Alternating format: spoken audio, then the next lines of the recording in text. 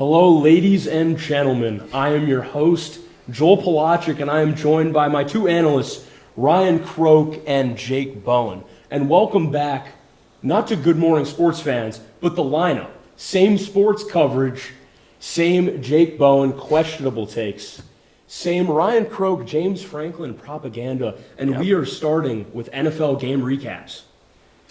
So to begin, gentlemen, Ravens-Bills, a real barn burner. Yes. The Bills with, of course, Josh Allen, down 15 in the fourth quarter, scored 22 to come back. Ryan, what do you think about that game? Well, I mean, I don't think there's much to be thrilled about for either team here.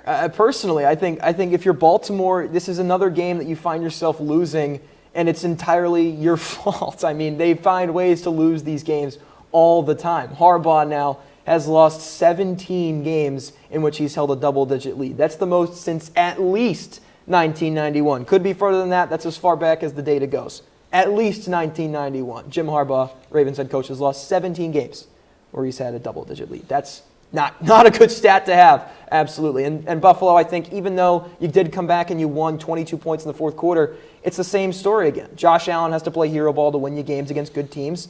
And that's been proven time and time again to not work in the playoffs. This team has Super Bowl aspirations. I don't think they can live up to them if they're going to play like this, and they've been playing like this for years now. Yeah, Ryan, you mentioned those miscues. In that game, it was Derrick Henry fumbling the ball to give Buffalo that chance to score and, get close within the last couple of minutes. Last year was Mark Andrews dropping a two-point conversion in the AFC before the AFC title game. And could this be this new AFC rivalry between the Bills and Ravens? We'll get to the Chiefs later. I still think they could be in that mix. But Josh Allen continuing to doubt those haters that said that it should have been Lamar Jackson winning the MVP and not Josh Allen in 2024. You also look at Keon Coleman, the sophomore or second year from FSU. 8 receptions, 112 yards, and a touchdown. Also, you got Khalil Shakir. These guys are continuing to grow and experience. And Josh Allen, that Keon Coleman is kind of going to be that Stephon Diggs target that Allen is going to have, and I think the Bills are really going to be up there in Super Bowl contention. Yeah, I mean, two of the top-tier quarterbacks going at it. Obviously a fun game. Josh Allen with the comeback. I mean, he's got ice in his veins. He's the guy. You said AFC rivalry. I really think we could see an AFC championship game rematch between these two squads, which would obviously be so much fun. But that's why he played till the end of the game. 22 in the fourth. That's like our college football 26 games. I usually come back, you choke a lead like James Do Franklin. I ever have a lead? Maybe against him. But now we're going to go down to Brazil in South America, where the Chargers defeated the Chiefs. Now, Jake, does Jim Harbaugh finally have it figured out? Do they have all the pieces this year?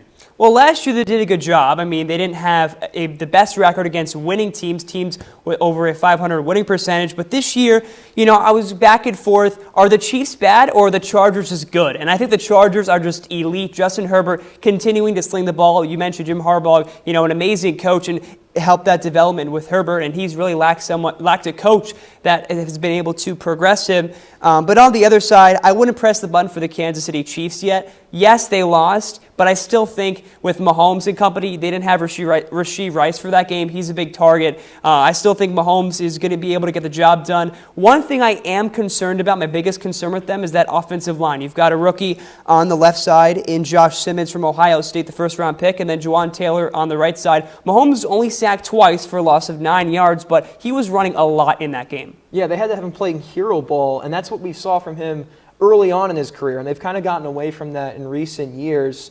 But we saw it again in that game again on Friday night down in South America. And I think for the Chargers, though, this is a team that looked like the best team in the AFC and possibly the NFL in Week 1. They were the most impressive performance in my eyes. I mean, beating the however many time reigning AFC champions in their opening game of the season, first win against Kansas City since 2021. That's a great way to start the season if you're Jim Harbaugh and company. Justin Herbert played the best game of his career, 318 yards, 3 touchdowns, efficient, no turnovers. I don't think you can ask for much more than that, and I agree with you. I think this is more of a Chargers being the better team in this game than it is Kansas City having issues. But like you mentioned, Rashee Rice is out for some time with that suspension. Xavier Worthy got banged up in this game. Those receivers have given them issues in the past. Got to make sure it doesn't happen again this year. Right, two incredible teams, an incredible game. And I think it's so huge for Jim Harbaugh and company to get that divisional win to start the Absolutely. year. And Justin Herbert, I think he's blossoming, just entering his prime as an NFL quarterback.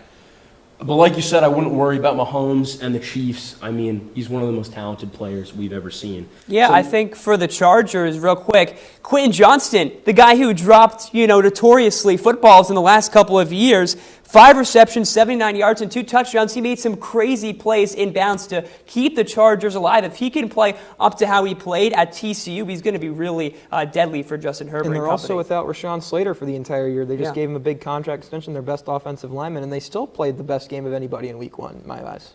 Right? They look like a great team. The best is yet to come for the Los Angeles Chargers. Exactly. Absolutely.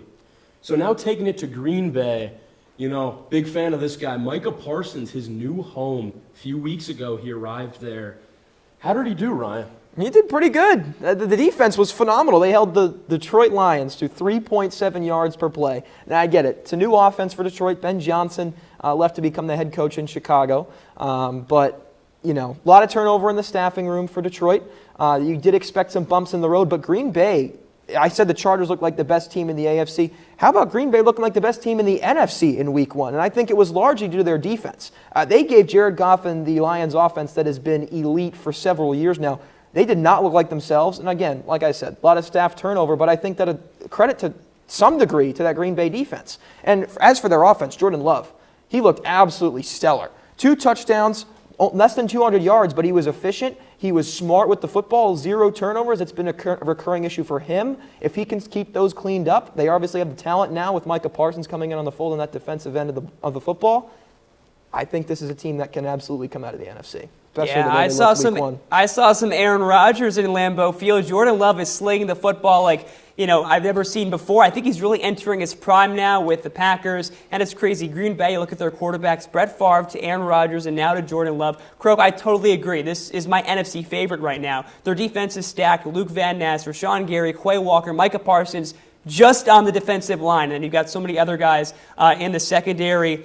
And from the Lions' perspective, it's going to be really hard when you lose both your offensive and defensive coordinator to really get back to where you were last year. Last year was their year. They had all the pieces. Yep. You lose to the Commanders, but that was really their Super Bowl year. And now I think it's Green Bay's turn. They're on the rise, and they've got all the pieces.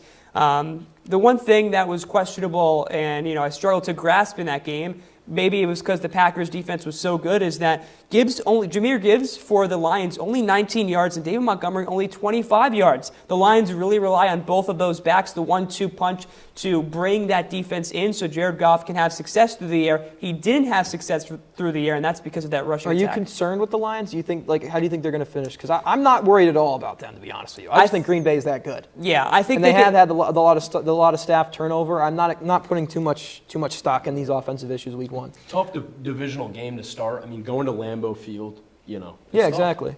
Yeah, I think they'll eventually slip into the wild card, but it's going to be tough for them when you got a lot of head coaching changes. Both your coordinators, that's big.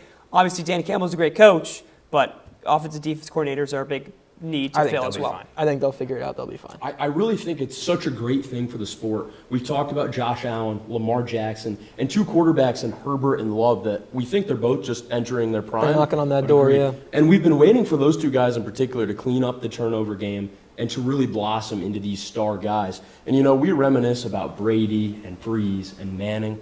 I don't know if they'll be that good, but there's certainly some great talent that's coming up and blossoming in the NFL. Absolutely. And you know what I really like about that game, going back to Micah Parsons, the little Penei Sewell rivalry. He explained that he's the new Lane Johnson for them. I think it'll just be such a fun matchup for years to come. Yeah, it'll be a fun offensive lineman, defensive end rivalry. Don't really see those that often, but love that it's in division. Old school. I mean, Yeah. that's just great. Yeah, I mean, these 2 teams are going to beat up on each other in the years to come. Right. Very physical football in that division. So that is it for our NFL game recap. We will see everyone shortly for a college football recap. Stay tuned.